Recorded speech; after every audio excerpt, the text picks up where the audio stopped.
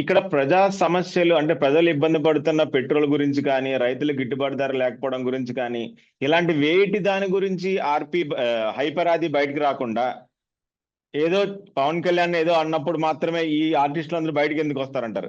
అంటే ప్రజా సమస్యలు అక్కర్లేదు, వాళ్ళ నాయకుడే వాళ్ళకి కావాలి అన్నది ఏమన్నా లైన్ ఉందంటారా వాళ్ళ దగ్గర?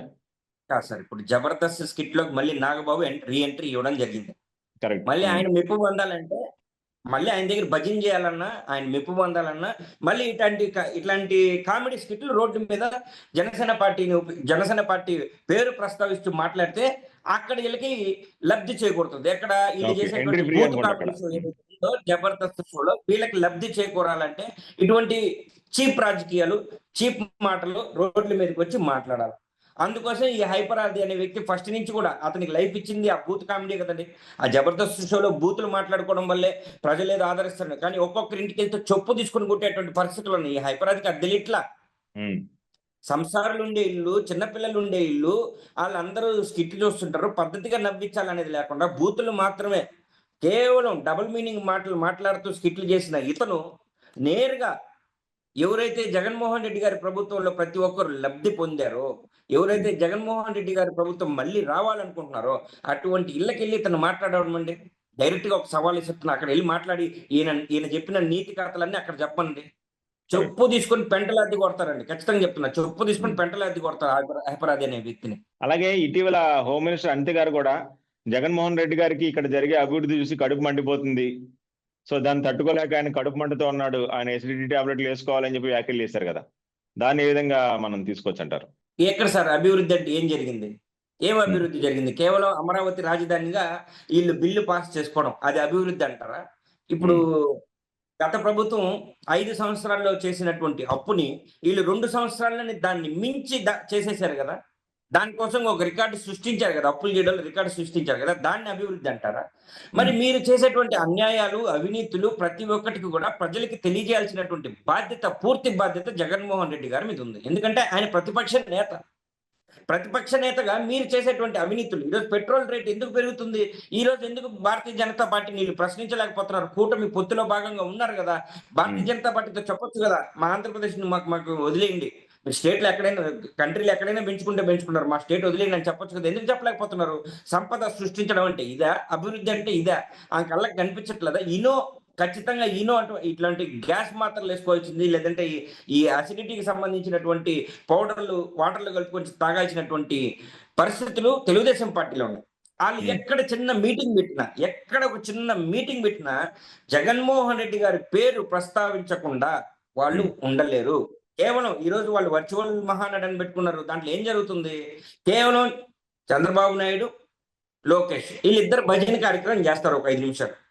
ఒక చిడతలు ఎత్తుకొని ఓహో మా లోకేష్ అన్న, ఓహో చంద్రబాబు నాయుడు అని భజన కార్యక్రమం అయిపోయిన వెంటనే జగన్మోహన్ రెడ్డి గారిని 5 నిమిషాలు తిట్టిన తర్వాత ఆయన ప్రసంగం సంపూర్ణం అయిపోతుంది.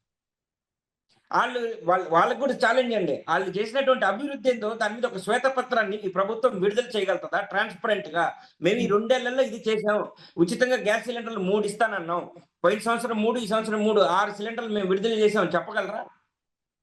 అమ్మఒడి ప్రతి ఇంట్లో 2 బిడ్డలుంటే 2 బిడ్డలకి ఇస్తామని చెప్పారు, 3 ఉంటే 3 ఇస్తామని చెప్పారు. అది కూడా వీళ్ళు ఖచ్చితంగా విడుదల చేయగలరు? ఎక్కడో అక్కడ ఇక్కడ వాళ్ళకి సంబంధించినటువంటి వ్యక్తులు వాళ్ళకి ఇచ్చి దాన్ని పబ్లిసిటీ చేసుకుని మేము ప్రతి ఒక్కరికి ఇచ్చేసామని చెప్పుకుంటున్నారు.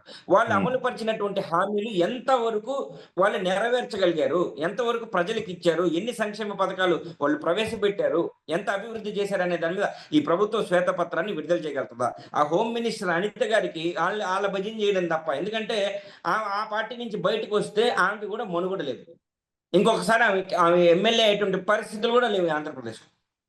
కేవలం అక్కడ ఉండి ఆ చిరతలు వాయించుకుంటూ ఆ భజన చేస్తే వాళ్ళు మళ్ళీ నెక్స్ట్ అయినా సరే ఆమెకి ఎమ్మెల్యే టికెట్ ఇస్తారు, వాళ్ళ మంత్రివర్గంలో స్థానాన్ని కల్పిస్తారనే ఉద్దేశంతో ఆమె నోటికి వచ్చినట్టు మాట్లాడుతున్నారు. ఇంకొక మాట కూడా మాట్లాడడం, మళ్ళీ మాటల సందర్భం కత్తి నుంచి గొడ్డలి పార్టీ అని. ఎవరిది కత్తి పార్టీ, ఎవరిది గొడ్డలి పార్టీ అని మేము అడుగుతున్నాం. మీరు గెలిచిన 2వ రోజో 3వ రోజో వినుకొండ నియోజకవర్గంలో రషీద్ అనే ఒక వైఎస్ఆర్సీపీ పార్టీ కార్యకర్తని నరికి చంపింది ఎవరు? చేత్తో కత్తి పట్టుకొని నరికి చంపింది తెలుగుదేశం పార్టీ కార్యకర్త కాదా? నడి రోడ్డు మీద. అది ప్రతి ఒక్కరు రికార్డు చేస్తున్నారు. వీళ్ళ కళ్ళకి కనిపించట్లేదా? కత్తి పట్టుకున్న పార్టీ ఎవరిది? హత్య రాజకీయాలు చేస్తున్నటువంటి పార్టీ ఏది? వంగవీటి మోహన్ రంగ గారి దగ్గర నుంచి ప్రతి ఒక్కరు తెలుగుదేశం పార్టీ నాయకులు జరిగినటువంటి హత్యలన్నిట్లో కూడా ఈ తెలుగుదేశం పార్టీ హస్తం ఉంది. ఎవరైతే నాయకుల్ని చంపించారో కాంగ్రెస్ కావచ్చు, అది ఇంకే పార్టీకి సంబంధించి కావచ్చు, వీళ్ళకి అడ్డు వీళ్ళుంటే మనం ఎదగలేం, మన పార్టీ ఇంక పైకి రాదు, మనం ఎప్పటికీ కూడా అధికారంలో రాలేము అనుకున్న ప్రతిసారి హత్య రాజకీయాలు చేస్తుండేది ఎవరు? సరే, ఇవన్నీ పక్కన పెడతాం సార్. ఆంధ్రప్రదేశ్ ప్రజలందరికీ తెలిసిన విషయమే. ఎన్టీ రామారావు గారిని వెన్నుపోటు పొడవడానికి వీళ్ళు ఉపయోగించినటువంటి ఆయుధం పేరు ఏందో చెప్పండి. కరెక్ట్. ఆయన ఎన్టీ రామారావు గారు స్వయంగా చెప్పారు. చంద్రబాబు నాయుడు గారు ఇట్లాంటి నీచుడు నికృష్టుడు అని చాలా అనేక సందర్భాల్లో చెప్పాడు.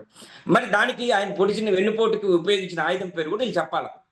ఏ విధంగా మీరు చంద్రబాబు నాయుడు గారు తెలుగుదేశం పార్టీలోకి ఎంటర్ అయ్యారు, తర్వాత ఏ విధంగా పగ్గాలు చెగిపించుకున్నారు, ఆ పార్టీకి వారసులైనటువంటి నందమూరి వారసులను ఏ విధంగా ఈయన తొక్కాడు, వాళ్ళందరినీ ఏ విధంగా మభ్యపెట్టాడు, ప్రజల్ని ఏ విధంగా మోసం చేస్తున్నాడు అనే విషయం కూడా ఈ హోమ్ మినిస్టర్ అనిత గారు అవి కూడా మాట్లాడాలి. 24 గంటలు ఇక్కడ జగన్మోహన్ రెడ్డి గారిని విమర్శించడం, లేదంటే వాళ్ళు చెప్పినట్టుగా ఇది కత్తి పార్టీ గొడ్డల పార్టీని మాట్లాడడం. మేము డైరెక్ట్ గా సాక్ష్యాధారాలతోటి మొన్న జగన్మోహన్ రెడ్డి గారు ప్రతి ఒక్కటి విషయాల్ని క్షుణ్ణంగా అందరికీ తెలిసే విధంగా బయట పెట్టాడు. హత్య రాజకీయాలు ఆంధ్రప్రదేశ్ లో చేస్తుంది తెలుగుదేశం పార్టీ. పేర్లతో సహా ప్రస్తావించారు, ఎవరెవరు హంతకులో కూడా చెప్పారు. అయినప్పటికీ కూడా వీళ్ళ కళ్ళకి కనిపించకపోతే వీళ్ళకి పచ్చ కామెర్లు వచ్చి లోకం అంతా పచ్చగా కనిపిస్తుంది. వీళ్ళు నోరు తెరిస్తే ఆ అశుద్ధపు మాటలే. అశుద్ధపు మాటలు అంటే పసుపు మాటలు. అవి తప్ప ఇంకేమన్నా మాట్లాడతారా సార్? అభివృద్ధి గురించి మాట్లాడాలా? ఈ రోజు వాళ్ళు ప్రవేశపెట్టిన పథకాలన్నీ కూడా అవి జగన్మోహన్ రెడ్డి గారు తీసుకొచ్చినటువంటి పథకాలనే వీళ్ళు కొనసాగిస్తున్నారు. ఎందుకంటే ప్రజల్లో మళ్ళీ అది కూడా దాంట్లో సగం కట్ చేసి, కరెక్ట్, అది కూడా అన్ని సంక్షేమ పథకాలు కూడా అమలు చేయట్లేదు. దాంట్లో 2-3 లక్షలు తీసేసి ఒక 12 లక్షల మందికి ఇవ్వడం, లేదా 1 లక్ష మంది ఉంటే దాంట్లో 30-40 వేల మందిని తీసి 60 వేల మందికి ఇవ్వడం, ఇలా చేసుకుంటూ వస్తున్నారు. కానీ అమ్మ ఒడికి పేరు మార్చి తల్లికి వందనం అని చెప్తుంది. ఇట్లాంటివన్నీ కూడా జగన్మోహన్ రెడ్డి గారు ప్రవేశపెట్టినటువంటి సంక్షేమ పథకాలని వీళ్ళు కొనసాగిస్తూ, వీళ్ళేదో కొత్తగా తీసుకొచ్చి ఆంధ్రప్రదేశ్కి సంక్షేమ పథకాలు తీసుకొచ్చినట్టు మాట్లాడుతున్నారు. కానీ అభివృద్ధి గురించి వాళ్ళకి మాట్లాడేటువంటి నైతిక అర్హత లేదు. వంగలపూడి అనిత గారికి ఆ నైతిక అర్హత లేదు. ఆమె ఆ పార్టీ నుంచి పోతే ఇంకే పార్టీలో కూడా ఆమె గెలిచేటువంటి పరిస్థితులు లేవు. రేపు తెలుగుదేశం పార్టీలో కూడా ఆమె గెలవదు. ఇదైతే 100% షూర్.